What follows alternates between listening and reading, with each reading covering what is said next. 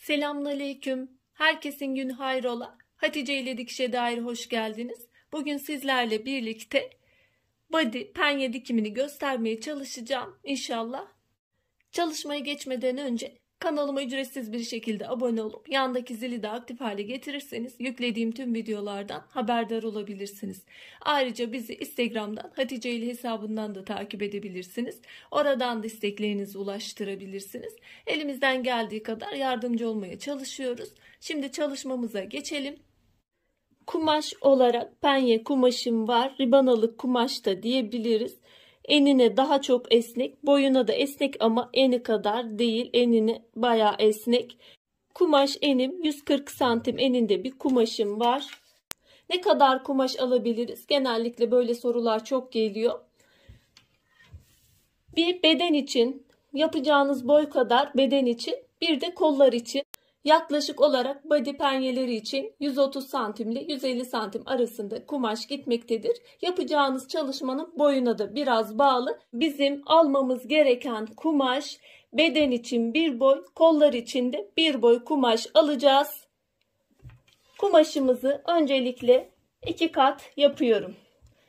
Çalışmalarınızda temiz yüz içte kalırsa, dış kısmı çalışırsanız direkt değiştirmeden dikebilirsiniz. O yüzden bu şekilde katlarsanız daha iyi olacak. Öncelikle 2 kat yaptım. Bir daha katlayacağım. Kumaşımı 4 kat yaptım. Çalışma çizgimi çektim. Kumaşım 4 kat. Arka beden çalışacağım. Sonra ön bedeni uyarlamalar yapacağım. Yaka düşüklüğünü 2 santim veriyorum. 8 santim yaka genişliğini alıyorum.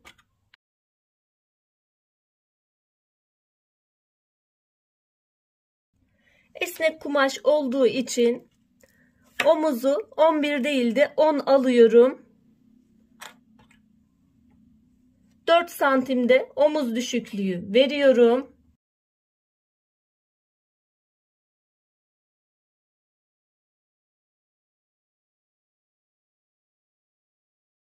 Beden ölçüsünü de bedeni alıyoruz. Ben body yapacağım için ve esnek kumaş olduğu için bolluk payı vermeyeceğim.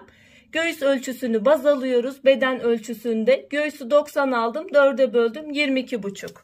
Benim ölçüm burada 22,5. Şu şekilde. Göğüs düşüklüğünü, beden düşüklüğünü de standart olarak 24. Bunu da kendi bedeninize göre de omuz başlangıcından göğsün ucuna kadar olan kısmı ölçüp alabilirsiniz. 24 olarak aldım. Bedenim benim 22,5'tu. Sadece dikiş payı bırakacağım. Bolluk payı vermiyorum. Çalıştığınız kumaşa göre de hareket edebilirsiniz. Beden düşüklüğü bölümünü çiziyorum. Bu hattımı belirledim. Buradan 2 santim yukarı çıkıyorum. Kol evimi belirleyeceğim. Şu şekilde de direkt alabiliriz. 2 santim. Geoder yardımını kullanarak. Rigayla da çizebiliriz. Rigamız yoksa bu şekilde meyilli bir şekilde de çizebiliriz.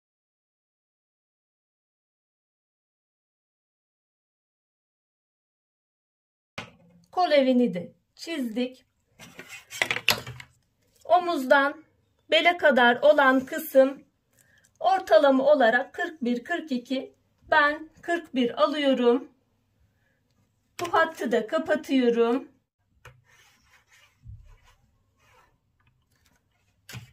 Buradan aşağı 21 santimde basen olarak iniyoruz.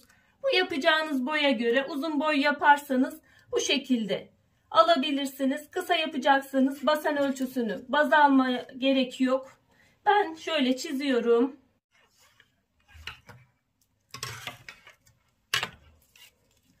Burada benim Beden ölçüm 22,5. Bel kısmında 2 santim içeri girme yapıyorum. 20,5. Şu şekilde. Basen kısmında 2 santim beden ölçüsünden fazla dışarı çıkıyorum. 24,5. Hatlarımı şu şekilde belirledim.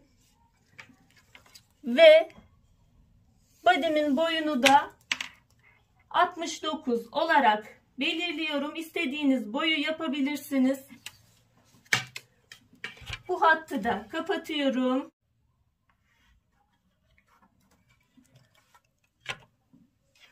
Buradan ister rigayla yapın, bele doğru bir girme yapıyoruz.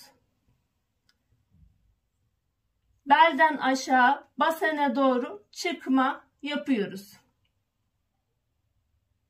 Basenden aşağıda hafif bir meyilli, düz bir şekilde, çok meyilli değil, normal bir şekilde iniyoruz. Ölçü alma şeklimiz bu şekilde. Bir dikiş payı bırakarak kesiyorum.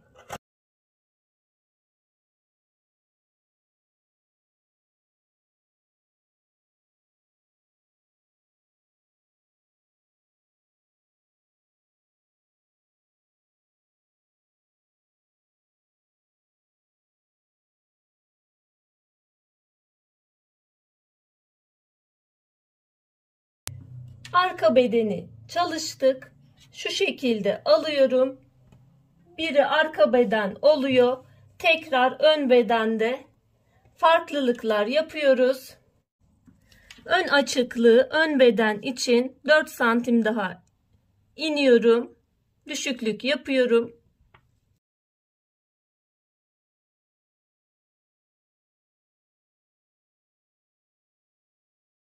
Omuz bölümünde 1 santim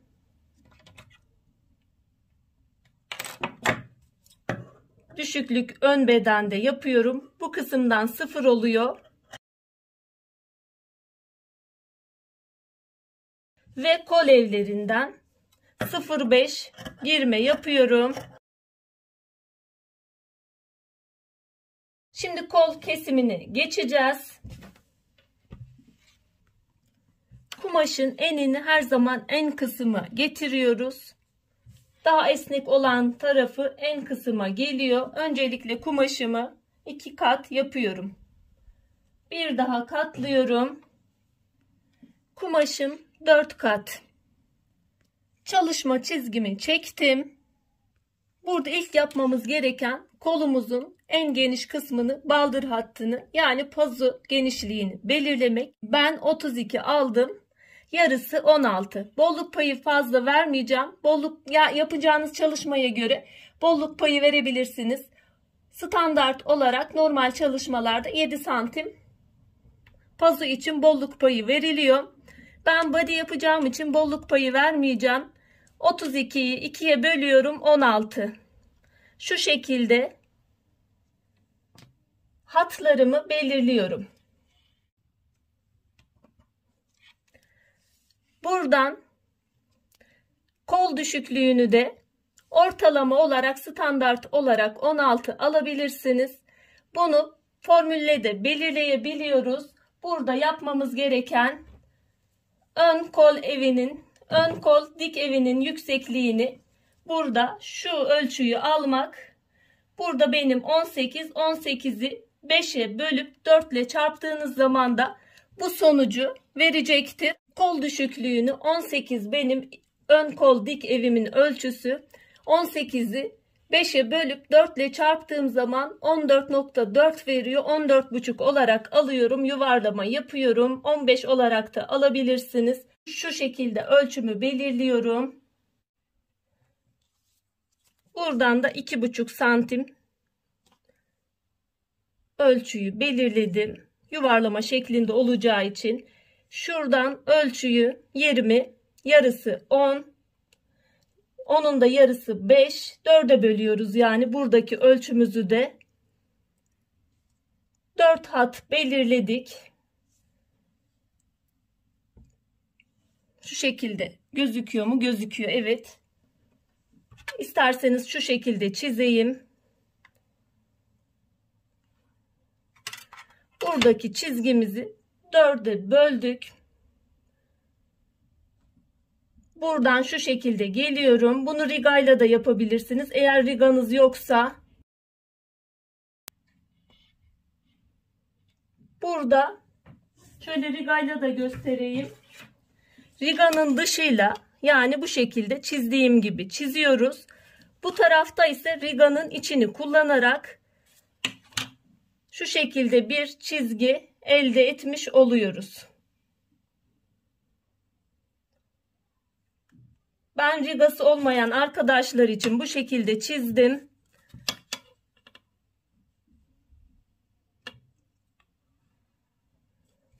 Burada da riganın içini alıyoruz.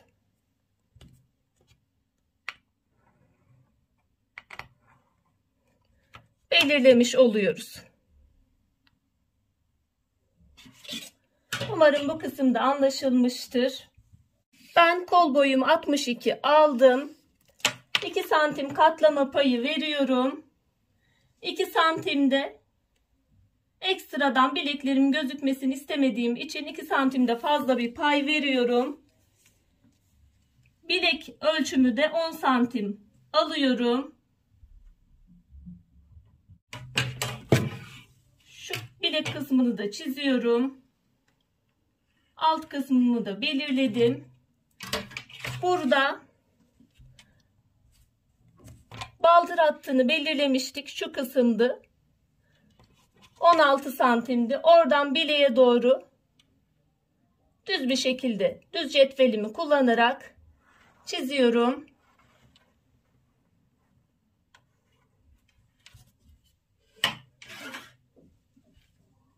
Alt kısımda dikiş payı vermeyeceğim. Çünkü katlama kısmını bırakmıştım. Yan kenarlarda dikiş payı bırakarak kesiyorum. Bolluk payı vermedim yalnız body yaptığım için. Siz penye dikimi yapacaksanız bolluk payını da verin.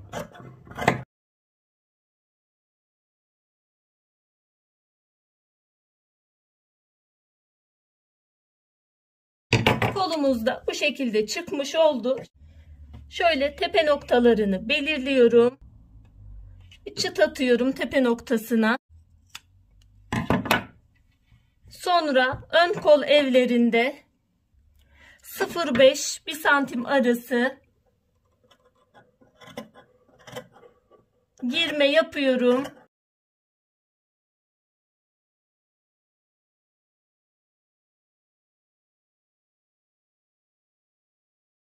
Kesimi bundan ibaret. Tamamladıktan sonra dikim aşamalarına geçiyoruz. Dikim aşamaları da temiz yüzler birbirine bakacak şekilde yerleştiriyorum. İlk önce omuz dikişleriyle, eğer kolunuzu takma yapacaksanız yanları da birleştireceğiz. Ben burada takma kol yapacağım. O yüzden kenarları da birleştireceğim.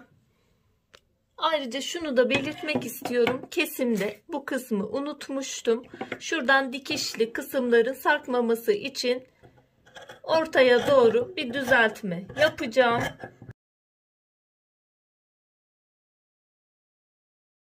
Şimdi dikiş bölümlerinde omuz dikişlerini yapıyoruz. Yan kenarların dikişini yapıyoruz.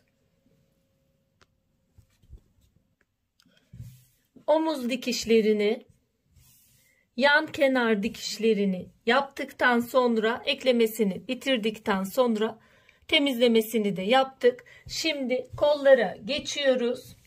Kollarda da temiz yüzler içte kalacak şekilde yan kenarların dikişini yapıyoruz. Kollarında birleştirme dikişlerini yaptık. Temizlemesini yaptık. Şimdi kolları bedene birleştirmeye geçiyoruz. Bedenin temiz yüzler iç kısımda, kolda da temiz yüzler dış kısımda döndürmüş oldum. Şu şekilde yerleştireceğiz. ön kol evine ve koldaki ön kol evine de dikkat ederek birbirine denk gelecek şekilde kolları ayarlıyoruz. Kolu içeri bırakıyorum. İşaret bırakmıştım ön kol evi. Ön bedende de aynı şekilde burada dikişe siyah olduğu için çok belli olmuyor ama dikişe denk getiriyorum. İğneliyorum. Çıt atmıştım tepe noktasına kolda. Onu da omuzun ortadaki dikişine tepe noktasına iğneliyorum.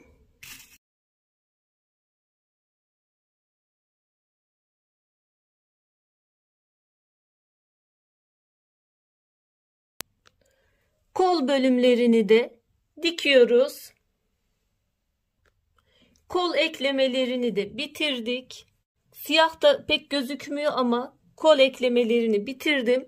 Siyah kumaşta da çizim aşaması güzel gözüküyor. Çeviriyorum.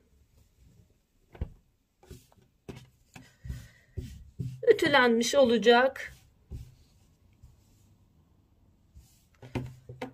Eklemelerini bitirdik. Şimdi etek ucuna, kol ucuna, katlamalarına geçeceğiz.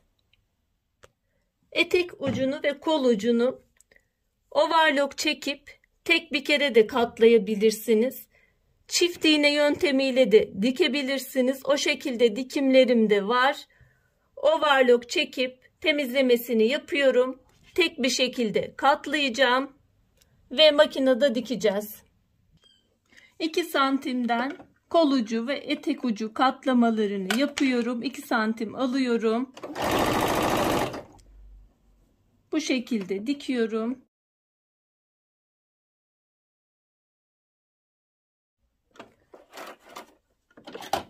Çift iğne kullanacaksanız düz yüzünden dikin. Çift iğne 2 dikiş atın. Eğer çift iğneniz yoksa arkadan dikiş yapabilirsiniz. İsterseniz buradan da bir dikiş daha üzerinden atabilirsiniz. Çift iğne gibi gözükecektir. 2 dikiş. Çift iğne kullanımı videolarımda mevcut. Onlara da bakabilirsiniz. Bir dikiş daha gidiyorum. 2 dikiş yapmış oluyorum.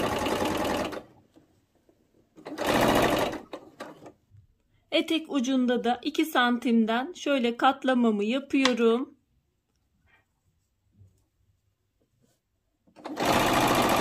Dikişimi yapıyorum. Eğer çift iğne kullanacaksanız düz taraftan dikin.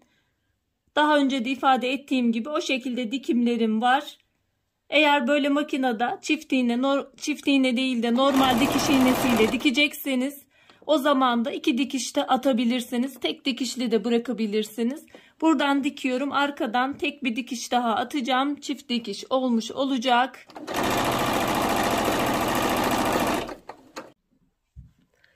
Kol ucu ve etek ucu dikişlerini de yaptık.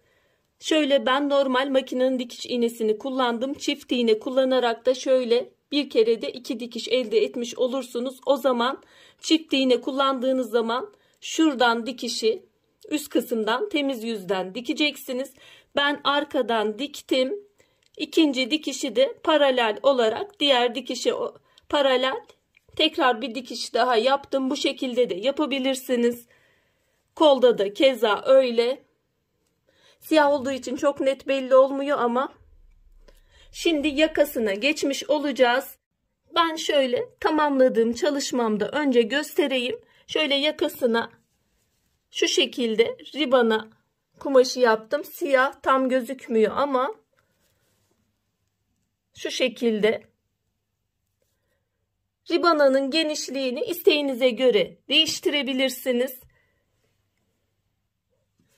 Ben şu şekilde ribanımın bitmiş haliyle 4 santim şeklinde 4,5 santim kumaşı alıp 4 santim overlock dikişi yapacaksanız yarım santim dikiş payı yeterli oluyor. Makinede dikecekseniz 1 santim dikiş payı bırakmanız gerekiyor.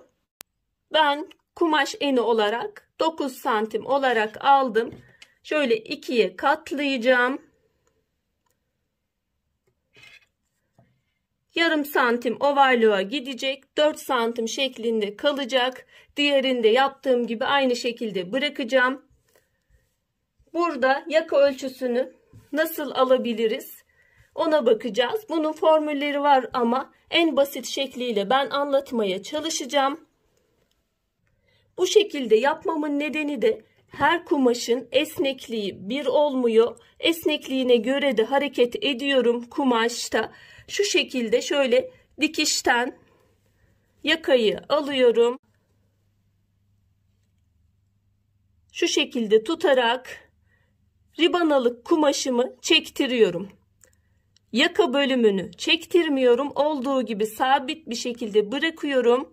Ribanalık kumaşımı çektiriyorum. Bunu bu şekilde yapmamın nedeni de yakayı toplaması gerekiyor. Aynı şekilde aynı ölçüde çektirirsek o zaman yaka geniş, toplanmamış bir şekilde olacak. Şu şekilde çektiriyorum. Kumaşa göre çektiriyorum. Kumaş esnekse daha fazla çektirebilirim. Kumaş esnek değilse o zaman fazla çektirmiyorum. Çünkü rahat bir şekilde giyilebilmesi için esnemesi gerekiyor.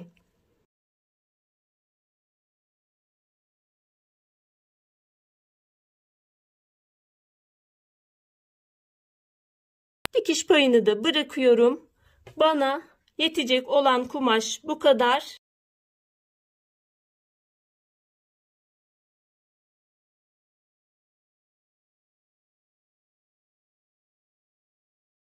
Burada ilk yapmamız gereken temiz yüzler içte kalıyor. Yan dikişini dikmek. Yan kenarımızı diktikten sonra şöyle 2 kat şeklinde yapıyoruz. Yakamızı şu hale getirip şimdi yakanın dört bir tarafına ve body'deki yakanın da dört bir tarafına işaret alıyoruz. Dört bir kenarından işaret alıyorum. Bunu yapmamın nedeni de ribanalık kumaşını kısa tuttuğumuz için çektirdiğimiz zaman eşit bir şekilde dağılması için bu işlemi yapıyoruz. Yakada da aynı işaretleri alıyorum.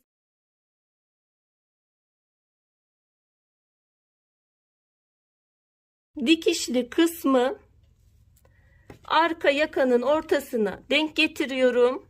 Şöyle body'min temiz yüzler iç kısımda şu şekilde arka kısmın ortasına denk getiriyorum. Yüz yüzüne baktırıyorum ve iğneliyorum.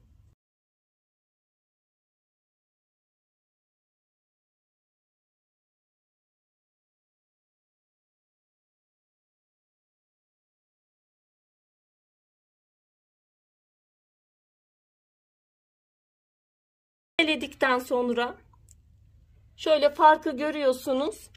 Çektirdiğim zaman yakayla ribanalık kumaşım bir oluyor. Bunu overlock makinesinde geçiyoruz. Overlock makineniz yoksa normal dikiş makinesinde dikin, sonra zikzak ayarıyla temizleyin.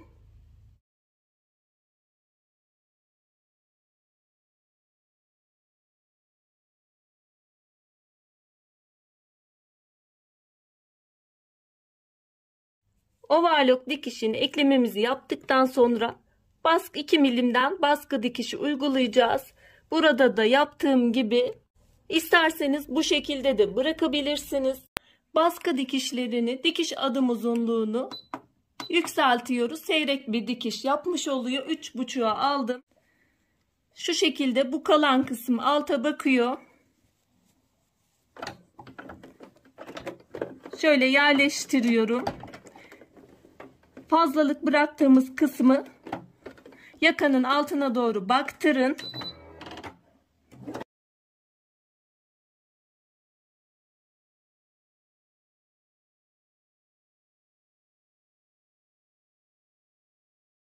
Çalışmamızın yaka bölümünü tamamladık.